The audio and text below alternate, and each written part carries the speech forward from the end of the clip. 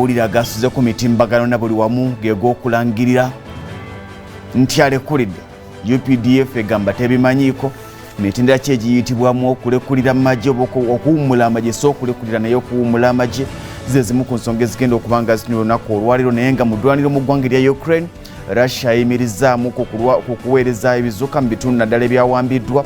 okusobozesa abantu abaliyo okuddukayo bagende bafuna obuddamu mu bitundu ebirala naye nga bugenza okukya ku lwaliro ng'abantu abali mu bukadde bubiri okuli n'abaana emitwalo 80 n'omusobyo be baakafuluma eggwanga erya Ukraine nga bagenda amawanga agaliranyewo okuli Poland n'amawanga amalala naye ng'omukulembeze w'eggwanga erya Ukraine Zelensky agambye nti agenda kulwana wakiri okuuka ejjembe okulaba nga afugaza omurasha mu bitundu biyedeza naye ng'ebitundu gye bakiserekirizamu mu kulwanagana kwe kuli ekibuga Kiev ekikulu kubanga jjukira nti Kiev kimu ku bitundu kati ebiri mu kkubwa ebitagambika ekibuga ekikulu eky'eggwanga erya Ukraine ekibuga ekimanyiddwa nga Chernihiv nakyo kimu ku ebyo gye bagambye nti bayimiriza mu kulwanagana Russia kwoteeka ekibuga Sami kwoteeka ekibuga Kharkiv ne Mariupol bagambye nti katuyimirizemu kulwanagana obaoliawo tusobozesa abantu okufuluma ebitundu bino ate bwe tunaamaliriza awo tulabe tugenda okutandikira naye ng'olunaku lw'eggulo Ukraine yanunudde abantu abali mu 5000 mu kibuga ekimanyiddwa nga Sami kyokka ng'eno Chernihiv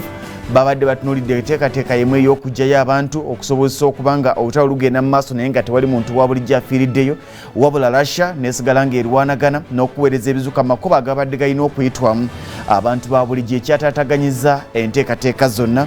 mbadde ntunuulira eggwanga erya Bungereza n'eggwanga erya Amerika gaweze tegagenda kuddamu kusuubula amafuta kwoteeka coal ne gas okuva mu ggwanga erya Russia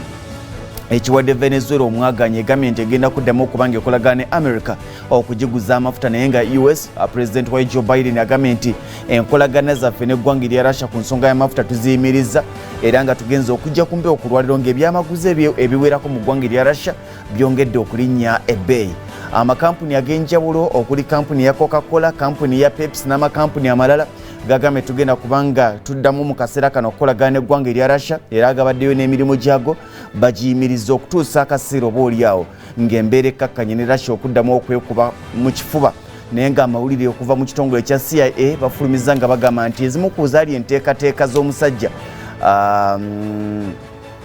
Putin kwe kubanga yali atesitese okuba ekibuga Kiev mu bbanga ly'ennaku 2 yali atesitese okuba ekibuga Kiev mu bbanga ly'ennaku 2 akijje ku maapu wabula bagamba nti bakoze ekisoboka ne Ukraine bagitendereza olw'omulimu gwekoze okulaba nga basobodde okutaasa newankubadde ng'emmundu ekyatokota naye nga kampuni endala ezeegasse ku Pepsi ne Coca-Cola kwe kuli Starbucks ne McDonald's nazo zigamba tugenda kuddamu kubanga obaoliawo